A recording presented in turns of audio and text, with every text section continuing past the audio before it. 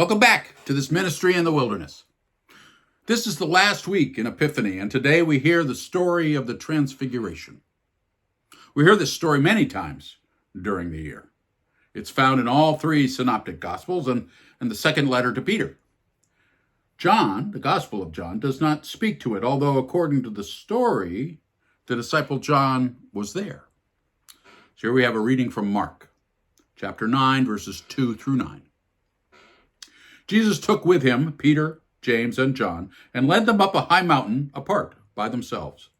And he was transfigured before them, and his clothes became dazzling white, such as no one on earth could bleach them. And there appeared to them Elijah with Moses, who were talking with Jesus.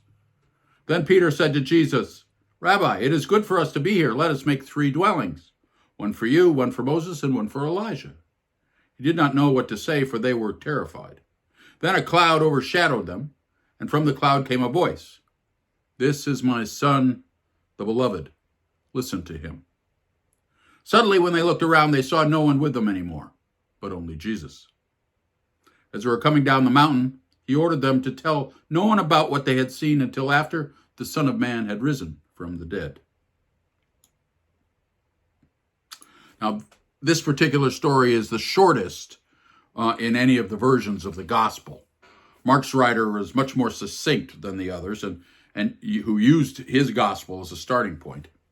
And if you have attended religious services in Christian churches, you have heard this story. It has been used to show us Jesus transfigured, transformed, so that we might venerate him, see him as somehow different.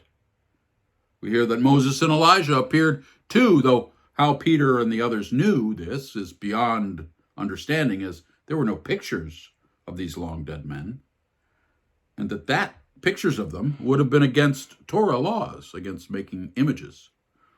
And there was no mention of them being called by name. What then are we to take from this?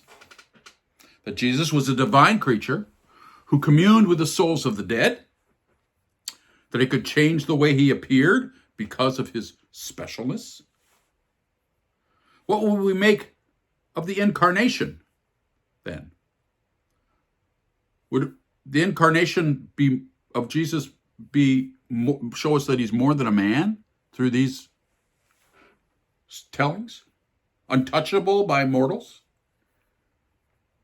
In the more traditional faith traditions, people pray not to Jesus, but to the saints, who can then be an intermediary between Jesus and us.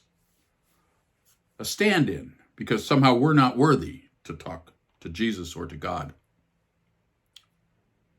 And that is not the message of the gospel as Jesus preached it. And in this very lesson, the voice of God tells those there to listen to Jesus. Jesus taught us to see differently. See the poor and wretched as holy too. To see God in the world, not behind some curtain in the temple. To use our senses to experience the world so that we may know the truth of existence. That all life is special. All humans worthy of love and forgiveness.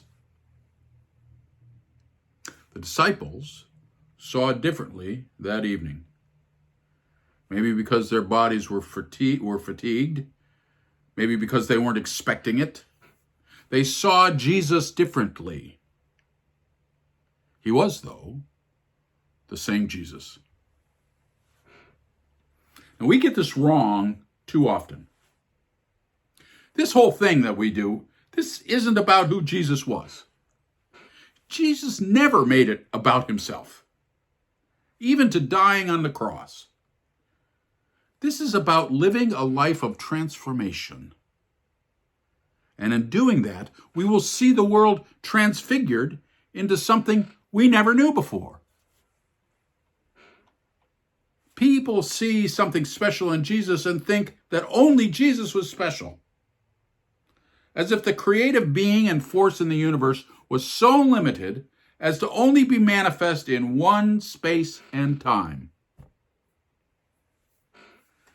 This is why Jesus told us to look for him in the poor, the sick, the seemingly unwanted. If we truly listen to the teachings, we won't make it about him, but about what he taught and represented. God walking with us. Until all lives matter, we all have to say that the rejected in the communities' lives matter, that poor lives matter, homeless lives matter, black lives matter. Rich lives already matter more than any others.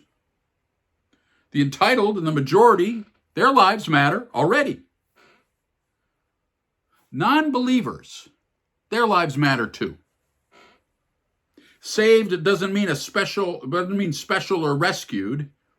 It means being one with the Spirit of Christ, and so being woke to everyone that they have the divine also in them. If God exists, but not in those who are not like us or who believe differently than us, then that is not God. For you are worshiping something that is far too small.